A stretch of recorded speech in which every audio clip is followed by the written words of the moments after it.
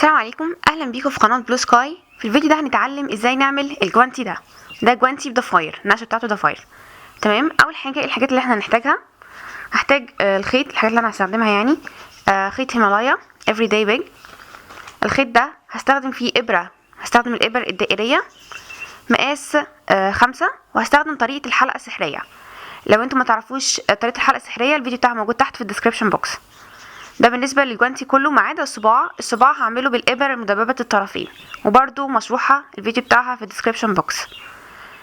وهحتاج ابره زي دي وخيط لون مختلف وستاتش ماركر، وفي الاخر هحتاج ابره كروشيه. تمام، دي الحاجات اللي انا هحتاجها بصفه عامه.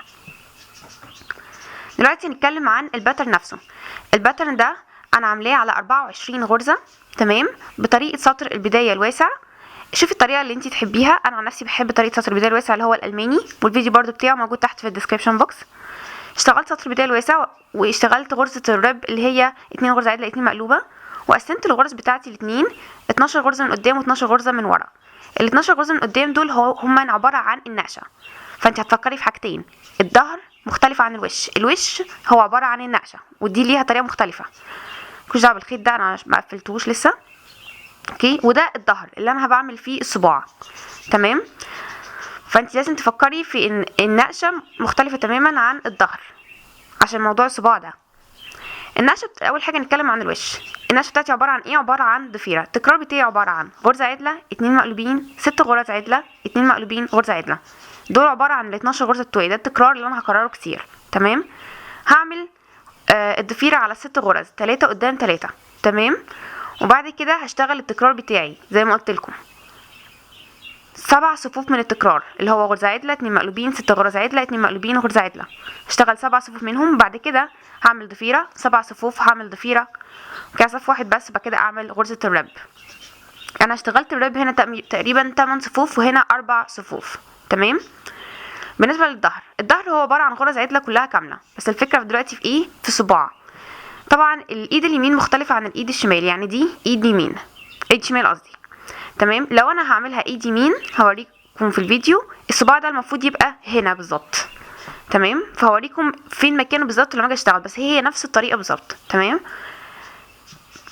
ازاي بقى صباع معمول؟ صف عادي وصف بزود، صف عادي وصف بزود فين؟ بزود حوالين الستitch ماركر، وهوريكم ازاي. يعني هنا النقشه بتاعته عباره عن ايه؟ عباره عن صف عادي صف بزود صف عادي صف بزود، وهكذا لحد ما اوصل للطول المناسب ليا، وهوريكم في الفيديو.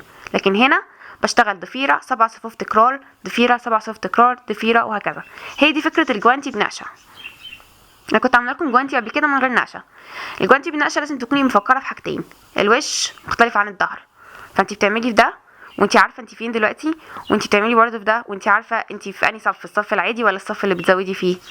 فممكن مثلا لو انت بتعرفي تفتكري الحاجه دي كويس براحتك، اوكي، تبقي تشتغلي عادي وتعيدي الغرز، او ممكن تكتبيه في ورقه على جنب انت فين في الوش وفين في الظهر. طبعا النقشه دي سهله جدا وبسيطه. دي ابسط نقشه او ابسط ضفيره ممكن تتعمل، يعني انا شايفه كده. انت ممكن تشيلي النقشه دي خالص وتحطي نقشه جديده مكونه من 12 غرزه. تمام. والجزء بتاع الصباع هو بالظبط. اوكي كده انتوا فهمتوا الباترن بتاع الخيط التخين ده. بالنسبه بقى لو انت عايزه تستخدمي خيط صغير، الخيط الصغير قد الخيط التخين مرتين، يعني بدل ما تعملي 24 غرزه هتبداي ب 48 غرزه، بدل ما تقسميهم 12 و12 هتقسميهم 24 و24. تمام كده. وهتعملي ايه؟ هتشتغلي النقشه ازاي؟ النقشه بتاعتي لازم تبقى في النص، اللي هي 2 غرزه مقلوبه 6 غرز عدلين 2 مقلوبه، تحطيهم في النص، وبقيه الغرز هتبقى من على الجوانب، اللي هم هتبقى عباره عن ايه؟ 7 غرز عدله 2 مقلوبين 6 غرز عدله 2 مقلوبين 7 غرز عدله. ده هيبقى ال 24 غرزه بتوعك. عامل شيء النقشه في النص. حتى لو زودتي عن كده عدد الغرز، حتى لو نقصتي عن كده، كل اللي هتعمليه هتزودي وتنقصي في الغرزه العدله دي من هنا ومن هنا. النقشه بتاعتي اللي في النص اللي هي عباره عن 2 غرزه عدله، قصدي 2 غرزه مقلوبه 6 غرز عدلين 2 مقلوبين، تحطيهم في النص، وبقيه الغرز التانية تحطيها على الجوانب. تمام. يعني النص بتاعي ده 2 مقلوبه 6 عدلين 2 مقلوبه، والجوانب لو انت مهما زودتي من غرز مهما نقصتي تحطيهم على الجوانب. تمام كده. بالنسبه للمقاس، انا مقاسي 24 غرزه بالخيط التخين. عرفت منين؟ اشتغلت ال 24 غرزه وعملت 4 صفوف من غرزه الرب، وبعد كده قستها، لقيت ان مقاسها مناسب ليا. تمام. فانت لو عملتي كده ولقيتيها مقاسها ضيق، فهتفكي كل ده وتبدأي تزودي 4 غرز. التكرار بتاعي هو 4 غرز. تمام، انا عامله 24 غرزه، تكراري 4 غرز لان دي غرزه ريب، 2 عدله 2 مقلوبه. اوكي، ف لو انتي ستيل لقيتيه بقى واسع عليكي، او انتي مثلا عاملاه لطفل، فهتعملي ايه؟ هتفكي وتقومي منقصها 4 غرز وهكذا. طبعا انتي ما اشتغلتيش كتير، انتي كل اللي اشتغلتيه عباره عن صفين او 3 من غرزه الريب بس، يعني هتشتغلي حبه قد كده بس، وبعد كده تشوفي اذا كان المقاس ده كويس ليكي ولا لا. تمام، وهتنقصي وتزودي على الاساس ده. قبل ما نبدا في الفيديو محتاجين نعرف الدروس الاساسيه في التريكو. محتاجين نبقى عارفين كويس ومتدربين على الغرزه العدله والغرزه المقلوبه، ونبقى عارفين ازاي نستخدم الابر الدائريه بطريقه الحلقه السحريه، وازاي نستخدم الابر مدببه الطرفين. تمام، لان انا هنا هشرح الجوانتي نفسه، لكن الدروس الاساسيه اوريدي ليها فيديوهات تانية ومشروحه، والفيديوهات كلها موجوده تحت في الديسكريبشن بوكس، انا حاطها لكم. فاللي ما يعرفش الدروس دي يتفرج عليها الاول ويفهمها، وبعد كده يبدا في الجوانتي. تمام، دلوقتي انا هحط 24 غرزه بطريقه سطر البدايه الالماني اللي هو الواسع. شوف الطريقه اللي انت عايزاها ونتقابل. كده انا حطيت 24 غرزه على الابره. تمام، هرجع الغرز كلها لورا. انا هشتغل طريقه الحلقه السحريه دلوقتي، الفيديو بتاعها موجود تحت في الديسكريبشن بوكس، يا ريت تبصوا عليه الاول قبل ما نبدا هنا، لان هنا ممكن تبقى مش فاهمينها قوي. تمام، انا هقسم الغرز بتاعتي بالظبط ل 12 و12، تعديهم 1 2 و4. تمام، فده النص بتاعي كده 12 وكده 12. هعمل ايه؟ هقوم ماسكه الجزء ده كده ومطلعه الكورد الحبل، وارجع الغرز بتاعتي على الابر، وادي الابره اللي خارج منها الخيط. تمام، اهي دي كده الابره اللي خارج منها الخيط. هظبط الغرز تبقى قدامي من الناحيه دي، وادي الغرز كلها داخله لجوه. تمام، يعني ايه داخله لجوه؟ يعني مش كده، مش ملفوفه حوالين نفسها، كلها سليمه. وهنا برضو كلها سليمه، يعني مش ملفوفه كده. تمام، كلها سليمه كده. تمام، هعمل ايه؟ ادي الابره اللي خارج منها الخيط، هقوم مخرجه جزء منها ويتبقى جزء هنا. تمام، هو ماسكه الجزء ده عشان ابدا اشتغل. همسك الخيطين مع بعض في اول غرزه، بعد كده اسيبهم، او اول غرزتين. تمام، اهو دي كده الغرز، هضمهم على بعض كده. شايفين الفجوه الكبيره دي؟ انا عايزه المها عشان تبقى دايره كامله. فانا هعمل ايه؟ شايفين الخيط اللي ورا ده؟ هشتغل بيه الغرز اللي قدام كلها بالابره اللي انا لسه مخرجاها. تمام، لو لسه مش واضحه اتفرجوا على الفيديو احسن. تمام، ادي الغرز كلها سليمه، ادي الابره اللي خارج منها الخيط، وادي الخيط اهو انا ماسكاه بالطريقه اللي انت عايزاها. وهدخل في اول غرزه من هنا بالابره اللي انا لسه مخرجاها عشان اعمل غرزه عدله. هاخد دي كده واخرجها منها. تمام، انا عملت كده ظبطتها، يعني هرمي بقى الخيط القصير ده مش عايزينه، واشتغل عادي. هشتغل ايه بقى؟ غرزه الريب بتاعي اللي هي 2 غرزه عدله 2 مقلوبه كده، 2 عدله. شايفين انا ربطتها ازاي؟ و2 مقلوبه. هكمل لحد الاخر.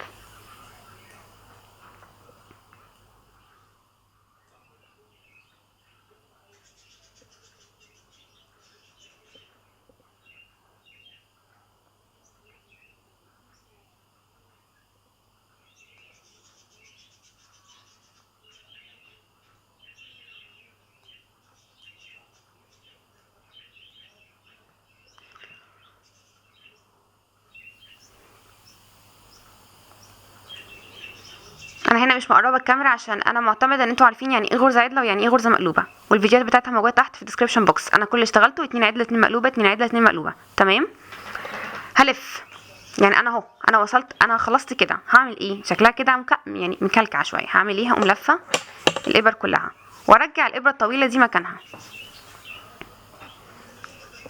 واعدل الغرز بتاعتي. اشيل بس الخيط القصير ده من طريقي.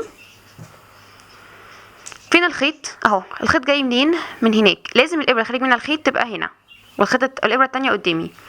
هعمل ايه؟ ادي الابره اللي خارج منها الخيط، ده الوضع اللي كل مره هنبدا منه. هقوم مخرجه جزء منها واتبقى جزء تاني هناك، شايفين؟ وهقوم ماسكه الخيط بتاعي وابدا اشتغل عادي من الخيط اللي ورا ده، هشتغل بيه الغرز اللي قدام. نفس الكلام هشتغل بيه 2 عدله 2 مقلوبه زي ما احنا متعلمين.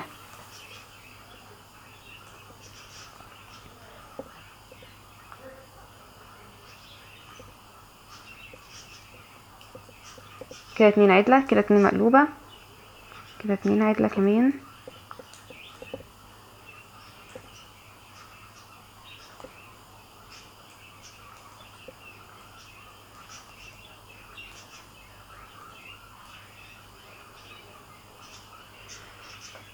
كده 2 مقلوبة.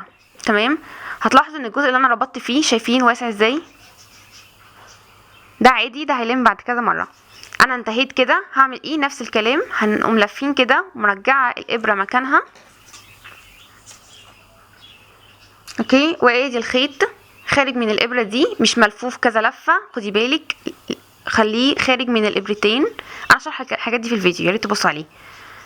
تمام، خارج كده اهو، وهطلعه لفوق كده، واقوم مخرجه الابره اللي خارج منها الخيط، اخرج جزء منها مخرجهاش كله، وارجع اشتغل تاني 2 عدله 2 مقلوبه 2 عدله 2 مقلوبه، وهكذا.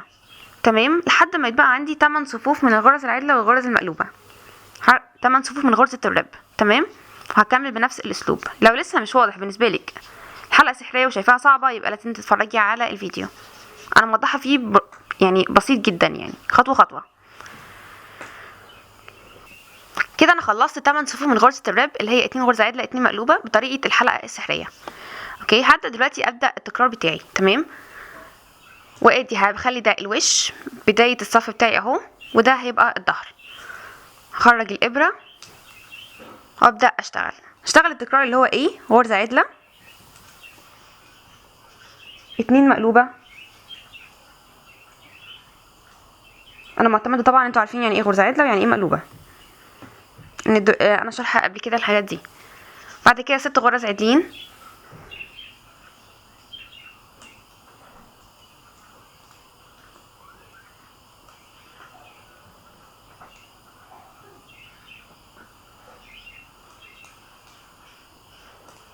كده كام غرزة؟ ادي غرزة عدلة 2 مقلوبة، 1 2 3 4 5 ناقص واحدة 6.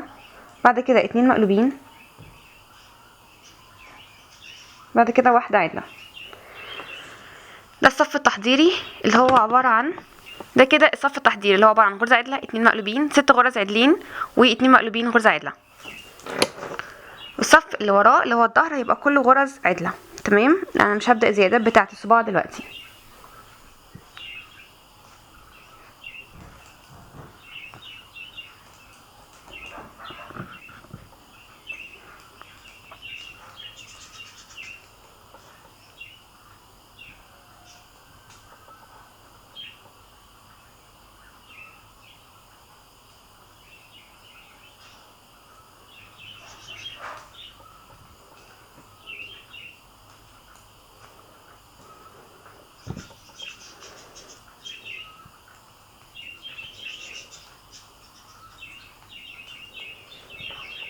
ده كده الصف التحضيري. اوكي، هبدأ دلوقتي اعمل الضفيرة.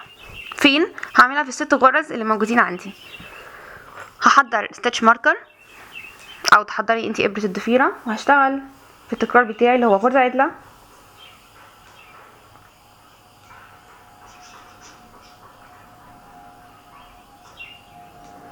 2 مقلوبين، والست غرز العدلين دول هعملهم ضفيرة. والست غرز العدلين دول هعملهم ضفيرة. هنقل 3 غرز على الستيتش ماركر واقفلها واحطها قدام، دي هتبقى ضفيرة امامية. وبعد كده اشتغل 3 غرز من هنا. انا برضو شرحها برضو في فيديو قبل كده لو بالنسبة لكم الموضوع غريب. هو الخيط مفتل شوية بس ما علينا يعني. كده اشتغلت 3 غرز. تمام، وهقوم اعمل ايه؟ هنقل ال3 غرز دول على الابرة تاني.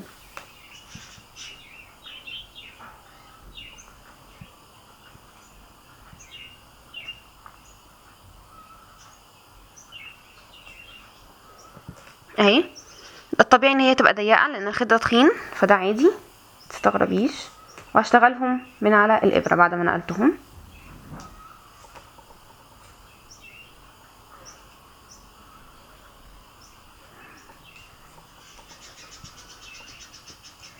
كده انا عملت الضفيره، وهشتغل بقيه التكرار اللي هو 2 غرزه عدله، قصدي 2 غرزه مقلوبه سوري، وواحده عدله. دي الضفيره اللي احنا هنكررها. تمام، وهلف عشان اشتغل الظهر غرز عدلة.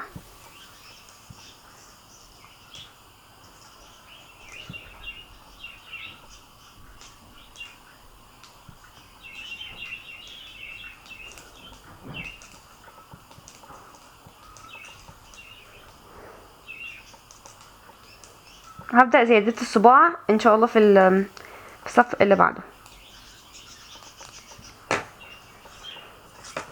اوكي، دلوقتي انا خلصت، ادي بداية الصف. هبدأ دلوقتي في الصف الجديد.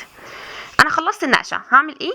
هرجع اعيد التكرار بتاعي 7 مرات قبل ما اعمل نقشة، قبل ما اعمل ضفيرة تاني. يعني ايه؟ يعني انا دلوقتي عملت الضفيرة في الصف اللي فات، هشتغل دلوقتي التكرار بتاعي اللي هو غرزة عدلة 2 مقلوبين 6 غرز عدلين 2 مقلوبين غرزة عدلة. هشتغلها 7 صفوف. بعد ما اخلص ال7 صفوف هعمل الضفيرة. فانتي مثلا تعلمي على جنب في ورقة او حاجة وانتي ماشية كام صف لحد ما توصلي للسابع، وساعتها هتعملي الضفيرة. انا هعمل في الجوانتي ده الضفيرة كام مرة؟ 3 مرات، لان الجوانتي ده قصير. اشتغل التكرار بتاعي اللي هو غرزة عدلة 2 مقلوبين 6 غرز عدلة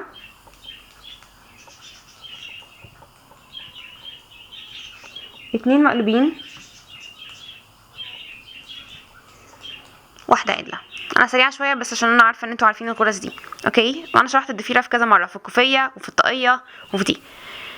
تمام، فانا اشتغلت دلوقتي التكرار بتاعي اللي هو غرزه عدله 2 مقلوبين 6 غرز عدلين 2 مقلوبين غرزه عدله، وهكملها 7 صفوف. ده الصف الاول. هكمل كمان 7 صفوف 6 صفوف عشان يبقوا 7. بعد كده هعيد الضفيره تاني، ودي النقشه بتاعتي. تمام، دلوقتي بقى هنبص على الظهر ونبدا في الزيادات بتاعه الصباع. انت بقى لو مش عايزه الجوانتي بتاعك قصير يبقى لحد هنا، هتعملي ايه؟ هتكملي هنا غرز عدله وهنا النقشه وتقعدي تكملي. تبداي امتى زيادات الصباع؟ هتبداي زيادات الصباع متاخر شويه. الكلام ده لو انت عايزه ايه، عايزه الجوانتي يبقى لك لحد هنا مثلا، فتقعدي تزودي وتكملي النقش من قدام اللي هي ضفيره 7 صفوف ضفيره 7 صفوف وهكذا، ومن هنا غرز عدله بس. وهتبداي زيادات الصباع متاخر. اول ما تبداي زيادة الصباع خلاص يبقى انت بداتي من هنا. فانا دلوقتي هبدا زياده الصباع، يعني هتبقى دي كده، وزياده الصباع تبدا من هنا، يبقى الجوانتي بتاعي ده طوله. عايزه اطول من كده، يعني زي مثلا هنا، يبقى هتكملي عادي تبداي زياده الصباع متاخر. تمام، دلوقتي هبدا زياده الصباع سواء في الايد اليمين او الشمال. هحضر 2 ستيتش ماركر. تمام، انا هعمل الجوانتي ده للايد الشمال. لو انا هعمل الايد اليمين هعمل ايه؟ طبعا الاثنين مختلفين عن بعض في المكان فقط. لو للايد اليمين ادي غرزه هسيبها، وبعديها على طول احط ستيتش ماركر، واسيب غرزه واحط بعديها على طول ستيتش ماركر. ده المكان بتاع الجزء ده لو انا هحطه هنا. تمام، طب لو انا هحطه لو انا هنا هعمله يمين، يعني جوانتي يمين، هقوم سايبه غرزه احط ستيتش ماركر، اسيب غرزه احط ستيتش ماركر. حوالين الغرزه دي هيبقى الصباع اللي انا حوطتها بالستيتش ماركر. طب انا لو احطه الناحيه التانية هعمل ايه؟ ادي الغرزه هحط ستيتش ماركر، وادي الغرزه هحط ستيتش ماركر. يبقى انا حوطت الغرزه دي بستيتش ماركر. يعني كل اللي هنعمله سواء من الناحيه دي او من الناحيه دي، لو الايد اليمين هعمل ايه؟ هسيب غرزه احط ستيتش ماركر، هسيب غرزه احط ستيتش ماركر. لو الايد الشمال من الناحيه دي بقى هسيب غرزه احط ستيتش ماركر، هسيب غرزه احط ستيتش ماركر، بس كده. دلوقتي هشتغل غرزه عدله غرزه عدله لحد ما اوصل ستيتش ماركر ده. تمام، لان انا هعمله للايد الشمال.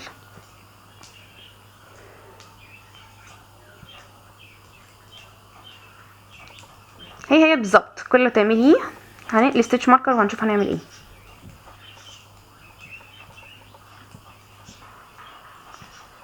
اوكي كده انا وصلت لحد الستيتش ماركر ده. هقربها لكم عشان ازود غرزه.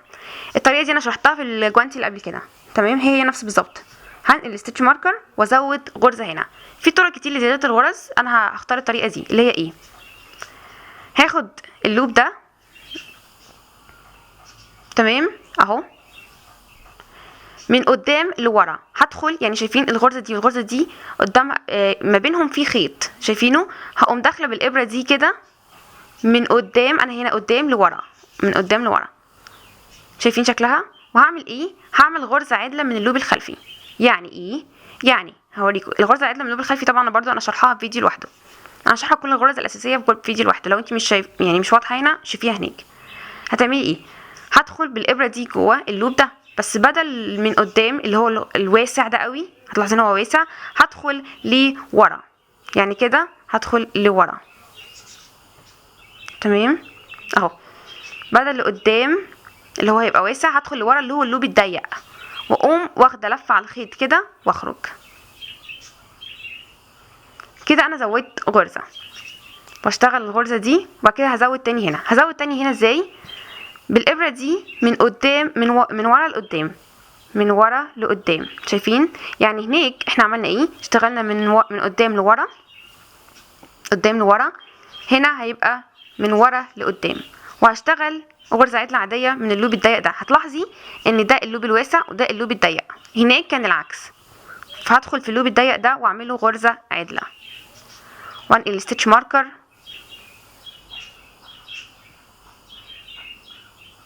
تمام، واشتغل الغرزه دي. لو كان الستيتش ماركر هنا، هقوم شغاله غرزه، هنقل الستيتش ماركر، هزود بنفس الطريقه من قدام لورا. تمام، وبعد كده هشتغل غرزه، وبعد كده هزود برضو من ورا لقدام، وبعد كده انقل الستيتش ماركر. هي بالظبط. هقولها لكم مره كمان. المفروض ان انا اشتغل صف كامل غرزه عدله. بالنسبه للزيادات دي احنا بنزود صف، والصف التاني غرزه صف عادي، هنزود صف وصف عادي، هنزود صف وصف عادي، وهكذا. انت تكوني فاكره كده كويس. لكن هنا احنا بنشتغل في النقشه، يبقى هنا النقشه، وهنا يعني هنا ايه؟ الضفيره 7 صفوف، ضفيره 7 صفوف، وهنا صف هنزود صف عادي، صف هنزود صف عادي. وانا هفضل ازود لحد فين؟ لحد ما يتبقى عندي 4 غرز ما بين 9 غرز ما بين الستيتش ماركر دي ودي. هنا دلوقتي يبقى عندي 3 لحد ما يبقى عندي 9. يبقى انا كده خلصت. انا هعمل معاكم دلوقتي صف عادي، اللي هو ايه الصف العادي من هنا؟ اللي هو التكرار بتاعي انا هنا، ده التكرار، وهنا هيبقى الصف العادي يعني. تمام، يعني تمام. هنا الوش وهنا الظهر. الوش بتاعي هيبقى التكرار اللي هو الضفيره، وبعد كده التكرار 7 صفوف، وهنا صف هزود صف عادي. هنا هعمل التكرار انا حاليا في الوش، وده هيبقى الصف التاني. 2 غرزه عدله، يعني عملت غرزه عدله، 2 غرزه مقلوبه قصدي، 6 غرز عدلين. انا بوريكم بس ازاي تمشوا الاتنين مع بعض، تمشوا النقشه مع زيادات الصباع.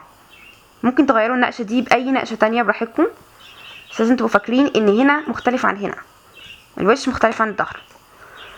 هنا هيبقى صف كل غرزه عدله. ليه؟ انا دلوقتي في الظهر، المفروض دلوقتي الصف بتاع الغرزه العدله، والصف اللي بعده هنزود. كل ده هيبقى صف غرزه عدله.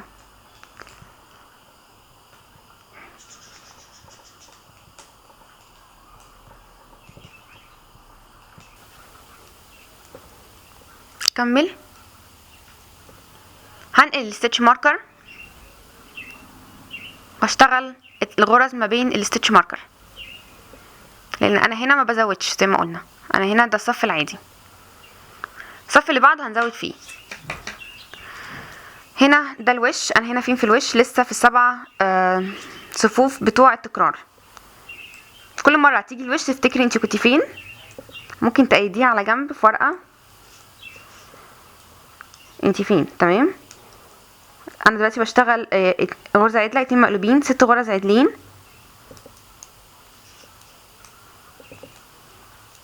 2 مقلوبين، غرزه عدله. تمام، هنا ده الصف اللي هنزود فيه. انا كده في الظهر، يبقى ده الصف اللي هنزود فيه. انا عملت صف عادي، عملت صف زودت صف عادي، وده الصف اللي هنزود. هشتغل غرز عدله لحد الستيتش ماركر.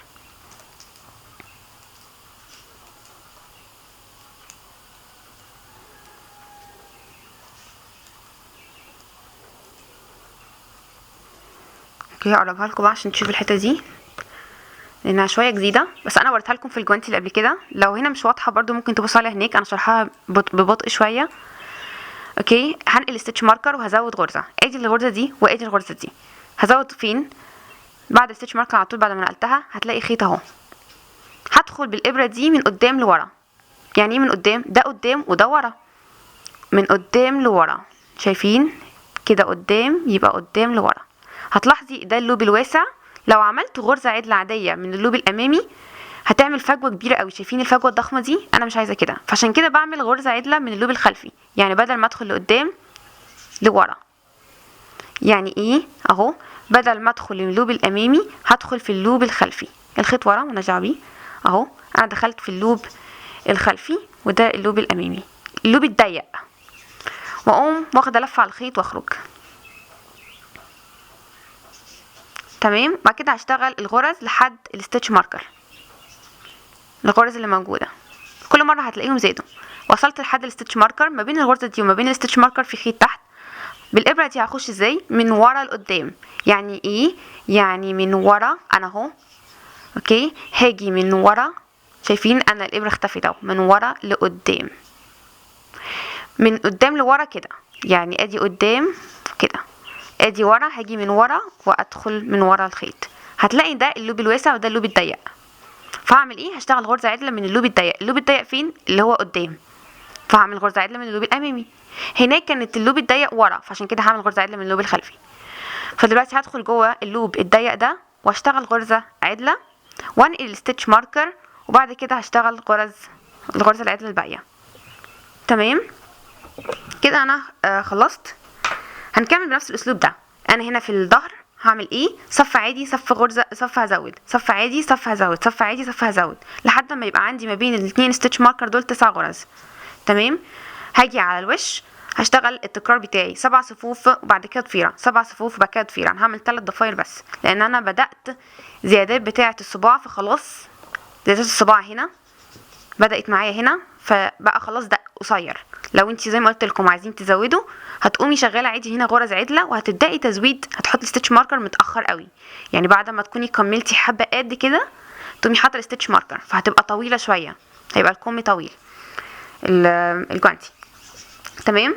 هنشتغل عادي ظهر هنا التكرار بتاعي غرزه عدله، 2 مقلوبين، 6 غرز عدلين، 2 مقلوبين، غرزه عدله، ونكمل. وهنا برضو نفس الكلام، الاتنين منفصلين عن بعض. تمام.